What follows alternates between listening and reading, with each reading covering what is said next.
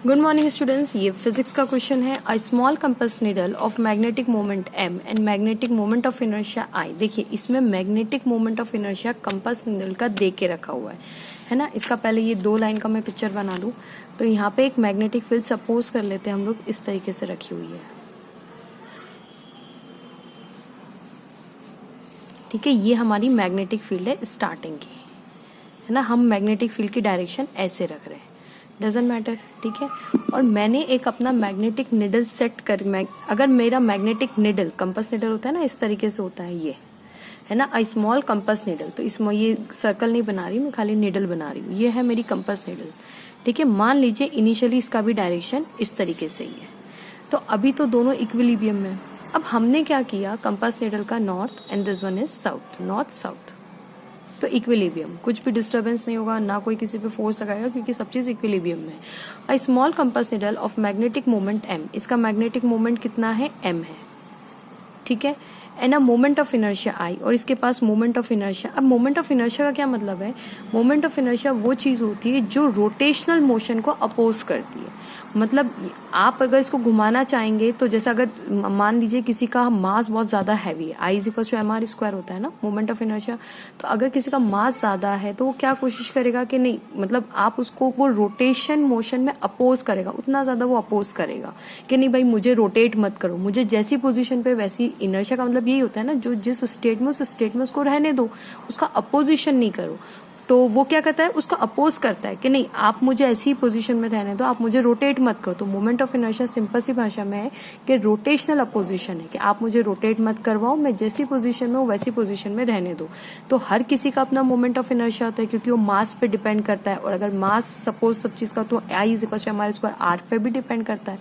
ठीक है, तो इस नीडल का जो मोमेंट ऑफ इनर्शिया वो I दे के रखा है। ठीक है, and is free to oscillate in a magnetic field B, और ये मैग्नेटिक फील्ड हमने एक्सटर्नल लगा दी। It is slightly displace from its equilibrium position. अब इसको देखिए ऐसे करके अगर डिस्प्लेस मैं कर दूं तो अब ये क्या हो जाएगा, अगर मैंने इसको डिस्प्लेस करा तो ये हमारी एक्सटर्नल मैग्नेटिक फील्ड थी। ठीक है, एक और बना लेती हूँ, ये हमारी एक्सटर्नल मैग्नेटिक फील्ड, और मैंने इसको हल्का हल्का सा, बहुत थीटा बहुत स्मॉल लेना है, हाँ, तो हल्का सा डिस्प्लेस किया। तो लेट्स सपोज अब ये ऐसा हो गया, इसका नॉर्थ ऐसा हो गया और इसका साउथ ऐसा हो गया। ठीक है, अब मेरा अब ये इस तरीके से वो हो गया, क्योंकि मैंने इसको हल्का सा ऐसे कर दिया। ठीक है, its disturbs from its equilibrium position and then release. अब अगर मैं इसको रिलीज करूंगी तो देखिए ये मैग्नेटिक फील्ड क्या कोशिश करेगी कि इसको यहाँ लेके आओ और इसको वापस से इधर लेके आओ, ताकि ये इसी पोजीशन पे आ जाए। अब ऐसा तो है नहीं कि जैसे ही ये कोशिश करेगी मैग्नेटिक फील्ड, इसको फोर्स लगा के इसको इधर लाने की कोशिश करेगी, वैसे ही जब फटाफट ये एक ही बार में आके स्टॉप हो जाएगा, नहीं।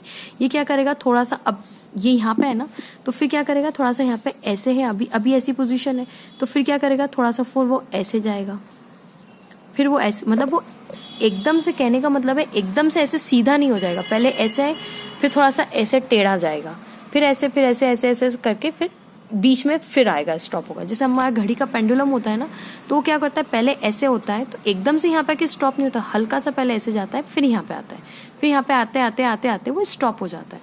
तो ये मैग्नेटिक नीडल क्या करेगी, पहले तो यहाँ पे, तो ऑफकोर्स ये मैग्नेटिक फील्ड को उसको यहीं लाने की कोशिश करेगी, लेकिन वो एकदम से तो स्टॉप नहीं हो जाएगी, पहले यहाँ जाएगी, फिर यहाँ जाएगी, फिर वापस यहाँ पे धीरे धीरे धीरे धीरे करके वापस अपनी ओरिजिनल पोजीशन पे आ जाएगी।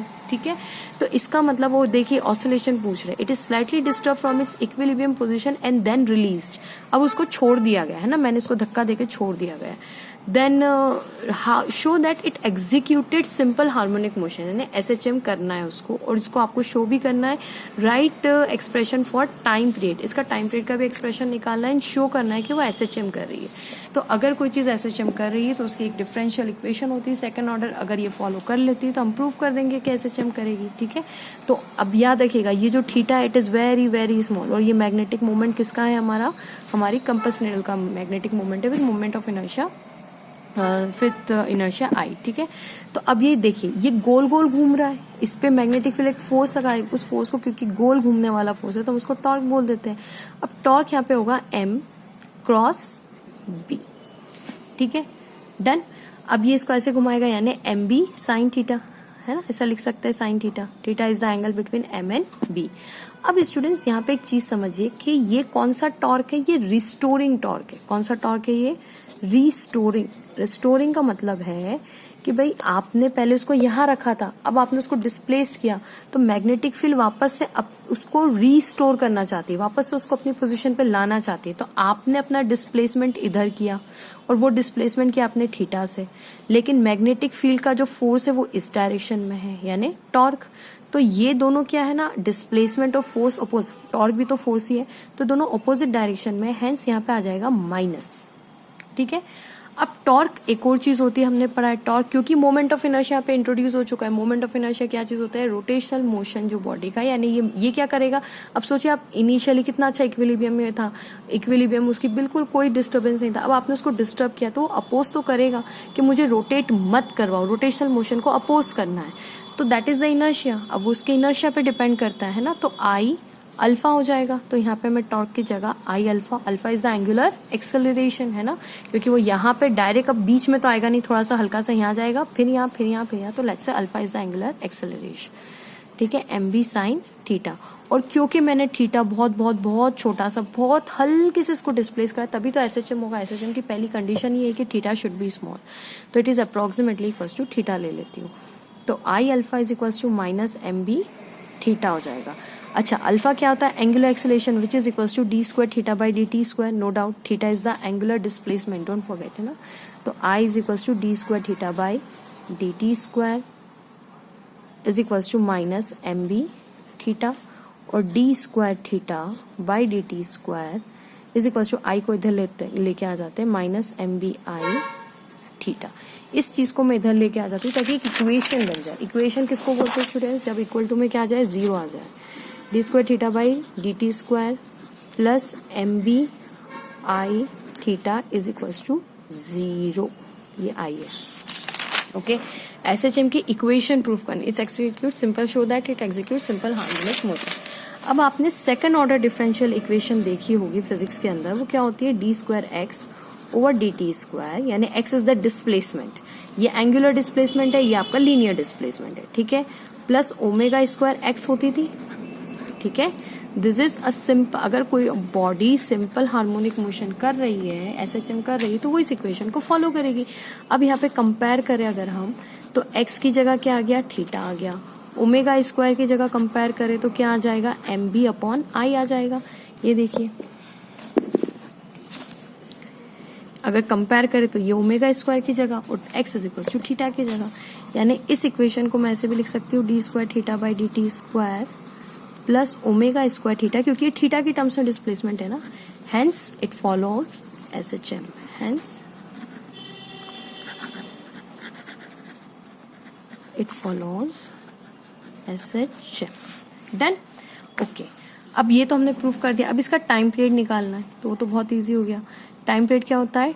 2 pi by T is equal to omega होता है, तो 2 pi upon omega is equal to T हो जाएगा। तो यहाँ पे ओमेगा स्क्वायर की वैल्यू कितनी है? एम बी अपॉन आई, तो ओमेगा कितना हो जाएगा? Under root of M B upon I. ठीक है, यहाँ पुट कर देते हैं, तो 2 pi under root of M B upon I, ठीक है, इज इक्वल टू टी। इस अंडर रूट आई को हम ऊपर लेके चले जाते हैं, अंडर रूट आई, इस अंडर रूट आई को ऊपर लेके गए तो नीचे क्या बचा? Under root of M B which is equal to time period, और 2 पाई अच्छे से लिख देते हैं पूरी को, I upon M B. This is the time period for sim, जो ये आपकी कंपास नीडल है जिसका मोमेंट ऑफ इनर्शिया आई है, तो कितने टाइम पीरियड से वो ऑसिलेट करेगी, उसका एक्सप्रेशन क्या होगा टाइम पीरियड का? This is the required answer. Okay, so hope students आपको ये वीडियो सॉल्यूशन पसंद आया होगा, समझ में आया होगा। Please don't forget to like, subscribe and share my channel. Keep sharing and keep watching. ये फाइनली बन गया। वो